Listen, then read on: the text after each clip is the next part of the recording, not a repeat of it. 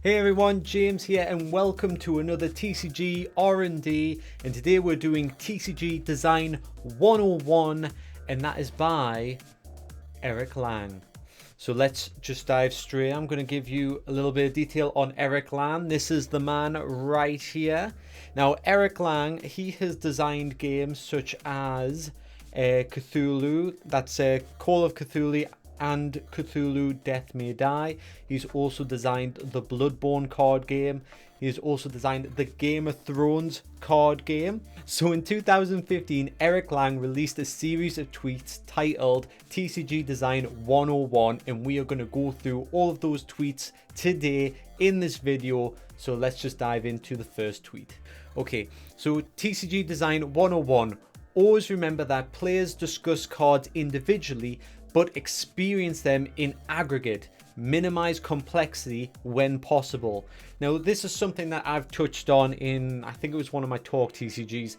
Your game will get exponentially more complex the more pieces that you add to it. So don't worry about your game design feeling too simple, because every time you're releasing like a new set, when it's 100 cards or so, that's 100 very simple things being put together.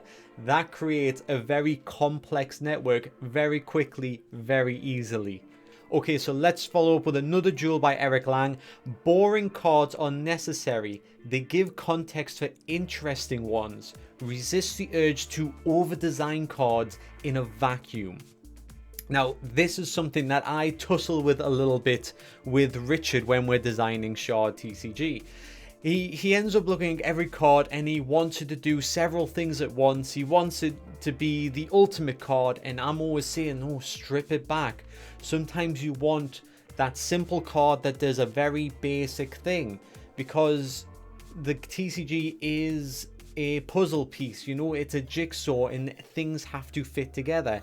We can't put everything into one. And if you are designing a TCG right now, just remember, strip back the complexity, give little hints about what your card should do, and let your audience discover it. If you do that, or if you are already doing that, then I'm sure you are on your way to creating a beautiful homemade TCG, and I look forward to discovering it in the near future.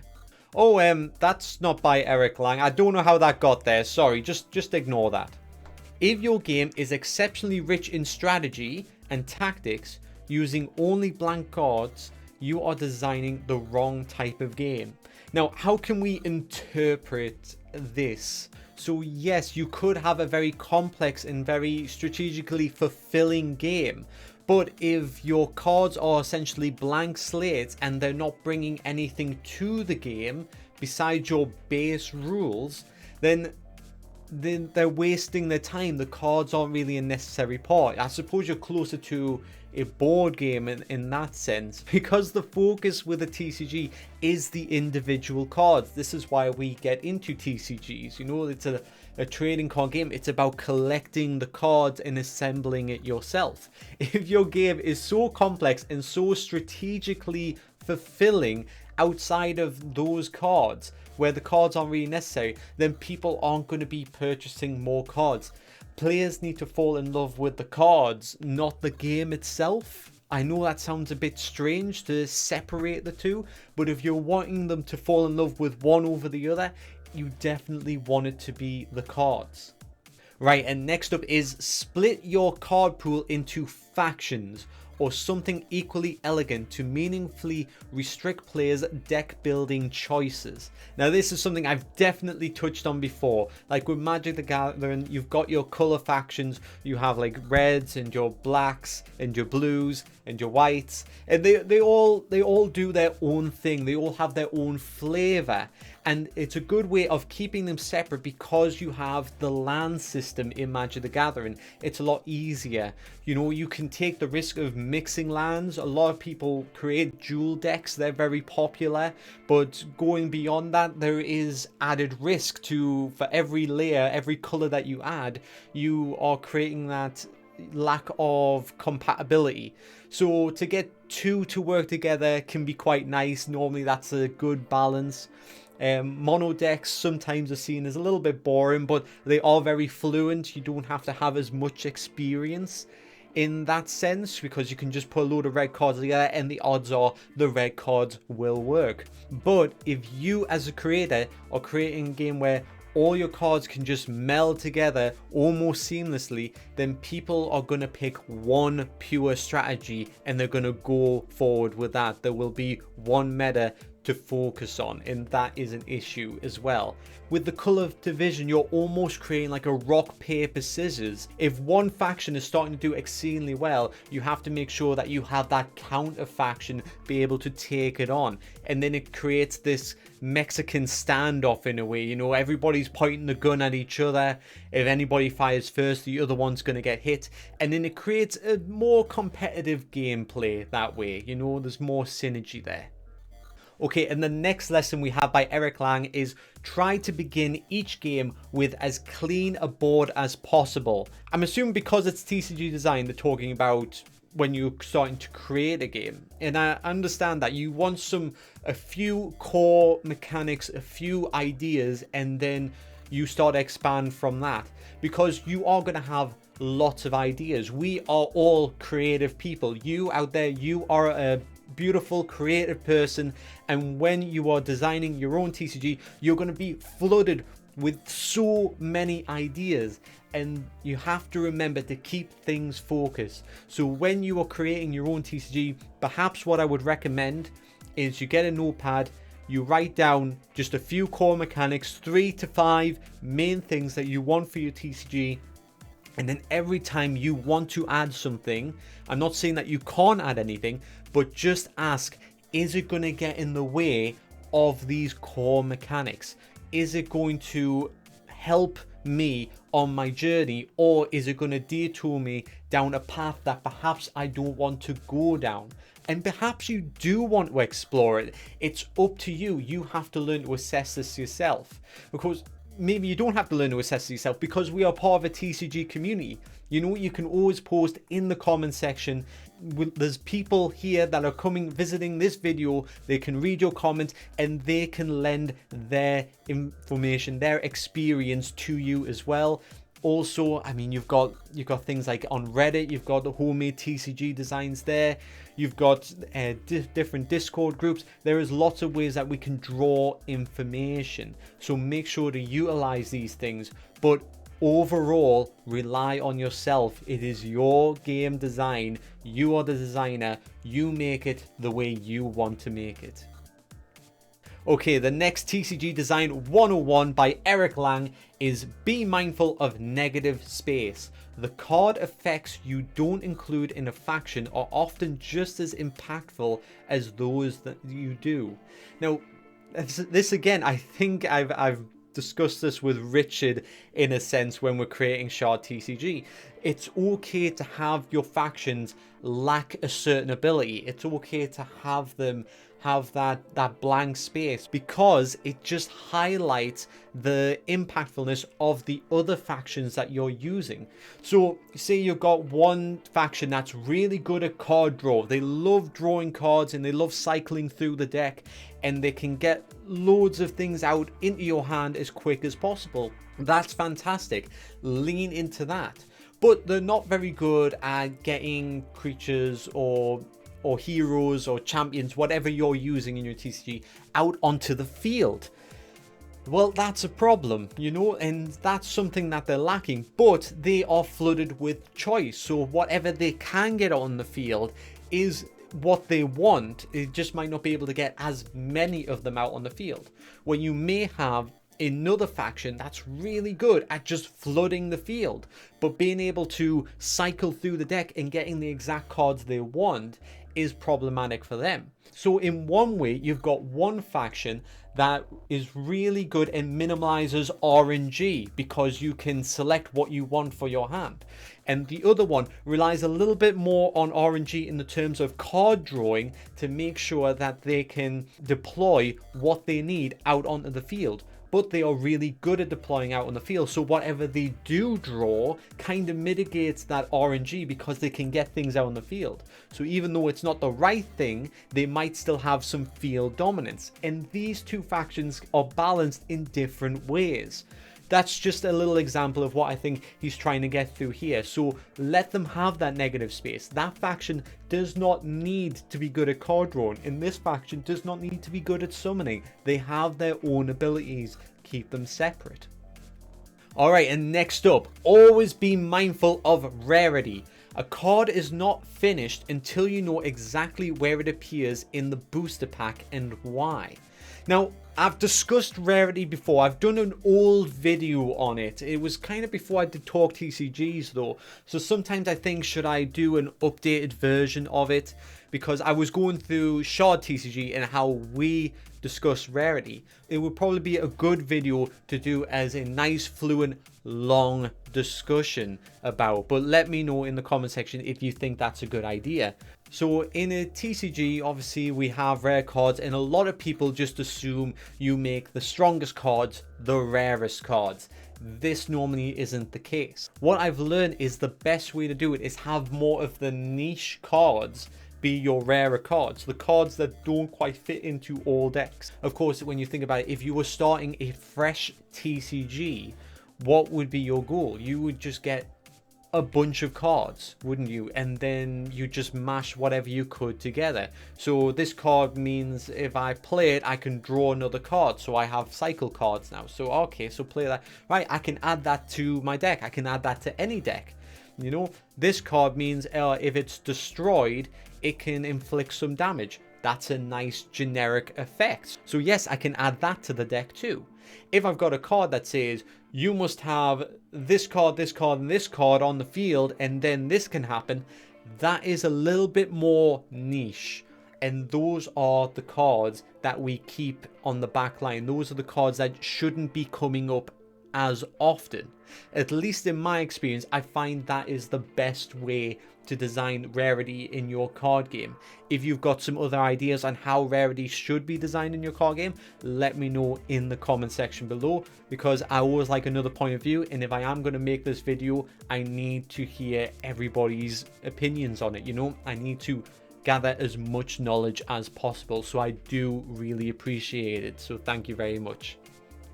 If you don't destroy at least a handful of cards you love in any given set, you're valuing your ego too highly. Yes, this is true. Like when we've been designing cards, as the game progresses, as you start the game test, you realize that you just have to just wipe it and it becomes something completely different. And that's okay, because that's how we learn and evolve and stuff. If we become attached to the very first thing that we put into a card design, then it becomes problematic for the overall large picture. Now, that isn't to say that you shouldn't fight for the original idea if you feel like it is the best for your TCG, or it is the best for that faction of the TCG or something like that. Alrighty, your game's victory conditions should not be tied to your core source engine. Yes, this is a huge thing. So I'll go to Magic the Gathering again. So imagine if Magic the Gathering didn't have its 20 life. You didn't use the life counter. Imagine if it's tied to having to destroy all of your opponent's land cards. That's terrible. The whole idea is, in the most cases of Magic the Gathering, you wouldn't even touch your opponent's land cards. But there are a select few cards that do this. Now, in a lot of TCGs, normally it's a bit taboo to affect somebody's energy system. You don't want to be messing with that, because that is the core engine of how every game works. So if I was playing a TCG and my opponent was disabling me by removing that core source of how I can actually deploy cards, then my whole game shuts down. There's nothing I can do, especially if I don't have anything on the field. All I had was the energy that I've established, that I've worked towards, and my opponent's able to just take that away. That's terrible. In the same sense of if it was tied to my life, if I'm trying to gain energy, to gain power, and my opponent's peppering that, then I don't have that sense of progression. That's what you're taking away by attacking the resource engine. So you don't want that in your game. establish your resource within your TCG and then leave it alone. You can boost it with cards. You can artificially boost it. So this one lets me get extra resource. This one means I gain 1 extra resource per turn. Whichever way you want, you can do that. But never have, you can attack your opponent's resource, or this creature eats your opponent's resources. You don't want that. That's incredibly frustrating, and it will turn people off of your game. Alright, so look for the most elegant mechanic to differentiate power levels between cards. Cost to deploy is one of the most tried and true. Yeah, I can think about this for pretty much every single TCG I've looked at. You know, you've got a progression system, you've got cards, they've got levels. You can't deploy the high levels usually at the start of the game. You have to earn them, you have to work towards them. And by doing that is by gathering more of a certain resource to then get the larger things out. Because you want to get those powerful things out, but if you can get them out on the first turn, does it not take away a little bit of that feeling, a little bit of that achievement, that accomplishment? So yes, remember, cost to deploy means that you as a player get that satisfaction for getting that big creature out. Once it's out on the field, you go, yes, I've spent everything, I've got it out, and I feel good. I'm going to go for the win. Okay, so more than any other type of game, keep your victory conditions simple and clear. Complicate with cards, not rules. I mean, there's an ongoing theme with Eric Lang's TCG Design 101 tips here. So he's always advocating that the game is really played on the cards. You don't want the complex rules. You don't want the over exaggerated like stages of the game where people just don't know where they're at right now. You want the main complexity to be stored within the cards, and as well as that with win conditions. Now, I've thought about this before because I thought, could you make a TCG with multiple win conditions? That would be quite interesting. So say I was going for the win by attacking your life, but there's an alternate win condition where I can gather so much of this resource and I would win. Kind of like in a lot of board games, sometimes there's multiple win conditions that way. But board games tend to play a little bit different to TCGs. Quite often TCGs are 1v1s. You want to be very focused. You want to know that the goal is I'm going to take away all my opponent's shield cards, or I'm going to take away my opponent's life, or I'm going to deck out my opponent for an alternate win one. But normally those are as far as TCG win conditions go. There's not really more layers to that. And I know it is fun to be creative, but sometimes simple is just best. Keep your victory conditions nice and simple, and your game will be on its way. You can focus on the complexity of the cards, create the best TCG possible through your cards, not through your victory conditions.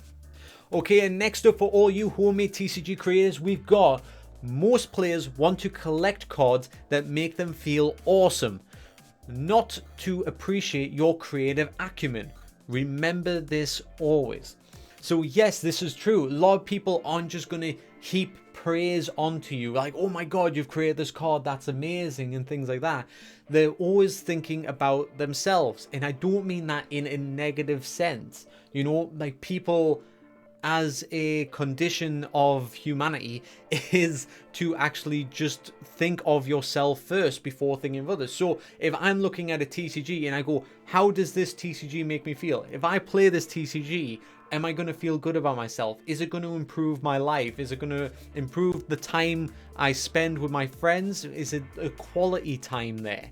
And now, diving into the cards. Is this card going to improve my deck? I'm not just going to go, that's an amazing card, I really appreciate it.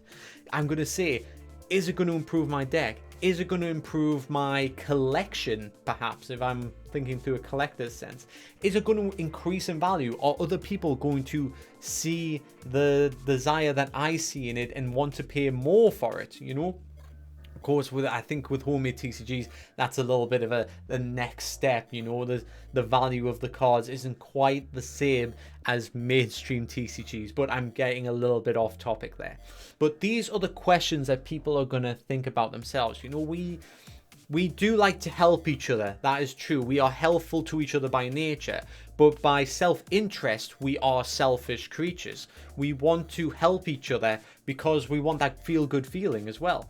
We want to collect cards because we want that feel-good feeling. So our focus when creating cards is to create something that goes within your puzzle, within your TCG, that completes it and then lets it flow. I know Richard and I have had this a few times when we're creating our TCG, and then suddenly you create one card and you go, oh my god, that's the engine, that's gonna make this work with this and this work with this, and then it all bridges together and it's super exciting and we get a feel-good feeling for it. You know, but then you put it out there and you try not to tell people what it's for. And then when you see people stumble across it, that's a good feeling too, because they feel good. You know, you haven't just shown them. You haven't shown them like, this is what this card's for. You just put it out there and people go, well, that works with that and that works with that.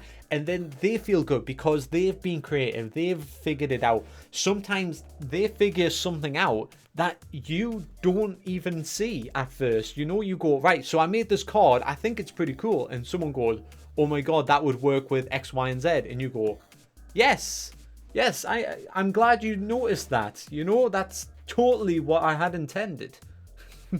So let that flow, let the people enjoy the game, let them feel awesome, because if you do let them feel awesome, you will feel awesome too.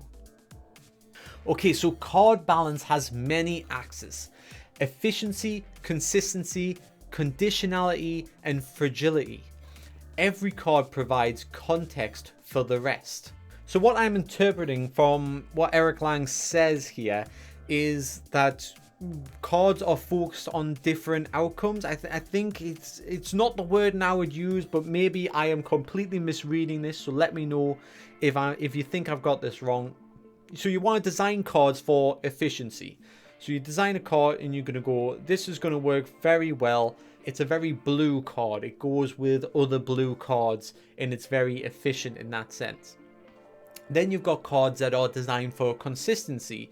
And you can go, this is a very reliable card. It tends not to run with other cards. It doesn't need to rely on other things. It will run itself and it will create more consistency within your deck in that sense. And then you've got conditionality. So you've got cards that they normally have better payoff, I would say, but under stricter conditions. So they're normally risky cards to put in your deck. You don't want to add too many of them. You just need a few. And when the conditions come up, if you happen to have it in your hand, then there is a good payoff. Of course, you don't want to design too many of these. You want the first two more than anything else. And then fragility. Now, what he's trying to say with fragility, I'm not sure. Would that just be the lesser cards, I suppose? The ones that kind of make the good cards look better? I'm not sure about that. Like, this one for me, I feel it's lost with the wording a bit with me. Perhaps when I'm going through the editing, it'll feel obvious. I've had that happen before and I go, oh my God, they clearly mean this. But right now, I'm a little bit lost. So let me know if my interpretation you felt was accurate or if you've got something else from Eric Lang's writing there. Okay, and our final one is design cards to be loved by some rather than accepted by most. You can't do this all the time, but keep it in mind. Now, this is something that Mark Rosewater touched on when we did the 20 tips video. But yes, anyway, design cards to be loved by some rather than accepted by most. So what they're saying is don't be afraid to focus down a certain path. You want cards to do what they do best. You want those cards to be amazing at what they should be doing. But don't be afraid to leave the gaps. Someone will look at it and go, well, this card means that I have to destroy a bunch of my own cards, and I don't like destroying a bunch of my own cards, so I'm not interested in that card, and they just walk away. That's fair enough. right, leave them be, because somebody's going to come along who doesn't mind that, and they're going to look at the result of the effect and go, well, if I destroy a bunch of my own cards, then I get X, Y, and Z, and I could win the game like that. That's pretty good, you know? And then somebody will fall in love with that card and then probably beat the guy who just dismissed it. And you just go, well, there you go. But that's the whole point of TCG. You can't make everybody love everything that you create. So make lots of unique things and people will follow your TCG to focus on that aspect or that unique section of your game. You know, as long as you create enough varieties, people will fall in love with that variety. And then over time, they might branch out to the other ones. But if they stay within that enclosure, that's fine. That is their comfort zone. So you as a designer need to create multiple comfort zones and find the players that are going to rest within those comfort zones. Okay? So thank you very much for watching. This has been a really fun video to do. I wish more people tweeted TCG tips like this so I could do it like this. I like this format. And of course, I hope to see you guys next time. Goodbye.